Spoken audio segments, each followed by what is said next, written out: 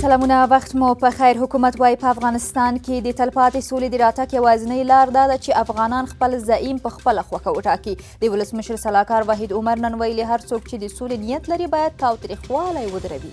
ایران د اوبو په اړه د ولسمشر غني له څرګندونو هرکلی وکړ. دغه هیواد چارواکو ویلي د هلمند په اوبو کې د 1951 کال د هوکړې له مخې خپل حق لري چې افغان حکومت ورته ژمن دی.